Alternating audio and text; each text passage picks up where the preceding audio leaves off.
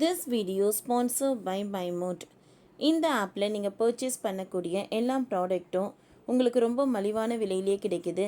இதில் நிறைய offers and coupons provide பண்ணுறாங்க. ஸோ இதோட லிங்க் உங்களுக்கு டிஸ்கிரிப்ஷனில் கொடுக்குறேன், யூஸ் பண்ணி பாருங்கள். 10ஆம் வகுப்பு பொதுத் தேர்வு எழுதிய மாணவர்களுக்கு குட் நியூஸ். ஆசிரியர்கள் அரசுக்கு வைத்த கோரிக்கை. 10ஆம் வகுப்பு பொதுத் தேர்வில் ஆங்கிலம் மற்றும் அறிவியல் பாட வினாத்தாள்கள் சில வினாக்கள் தவறாக கொடுக்கப்பட்டுள்ளது.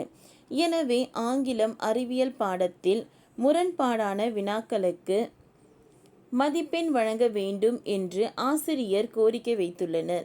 சமூக அறிவியல் தேர்வில் குறிப்பிட்ட வினாவுக்கு முழு மதிப்பெண் வழங்கப்படும் என தேர்வுத்துறை அறிவித்த நிலையில் இந்த கோரிக்கைகளை ஆசிரியர்கள் வைத்துள்ளனர்.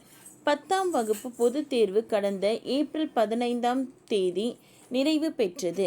அதில் சமூக அறிவியல் பாடத் தேர்வில் ஒரு மதிப்பெண் கேள்விகளில் 4வது கேள்வியாக கூற்று ஜோதிபாலா புலே ஆதரவற்றோருக்கான விடுதிகளையும் விதவைகளுக்கான காப்பகங்களையும் திறந்தார். காரணம், ஜோதிபாலா புலே குழந்தை திருமணத்தை எதிர்த்தார், விதவை மறுமணத்தை ஆதரித்தார் என கூறப்பட்டிருந்தது. இந்த கேள்வியில் 2 வாக்கியங்களுமே முரணாக இருந்ததாக தெரிவித்த ஆசிரியர்கள் இதற்கு மதிப்பெண் வழங்க வேண்டும் என கோரிக்கை விடுத்தனர். இதற்கிடையே 10ஆம் வகுப்பு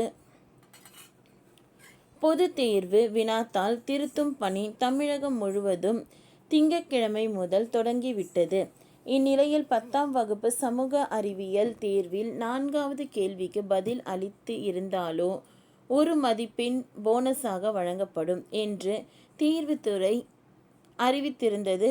இந்நிலையில் தமிழ்நாடு பட்டதாரி ஆசிரியர் கூட்டமைப்பு பொதுச் செயலாளர் பேட்ரி ரெய்மாண்ட் அரசு தேர்வுகள் இயக்குநருக்கு எழுதியுள்ள கடிதத்தில் கூறுகையில், 2024-25ஆம் கல்வியாண்டில் நடைபெற்ற 10ஆம் வகுப்பு பொதுத் தேர்வில் ஆங்கிலம் மற்றும் அறிவியல் பாட வினாத்தாள்களில் சில வினாக்கள் தவறாக கொடுக்கப்பட்டுள்ளது.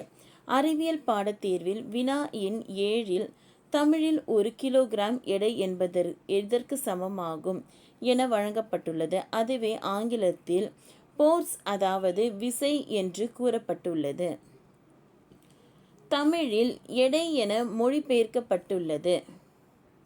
அதேபோல் கேள்வி எண் 22இல் தமிழ் வினாவில் மீத்தேனின் மூலக்கூறு வாய்ப்பாடு கொடுக்கப்படவில்லை.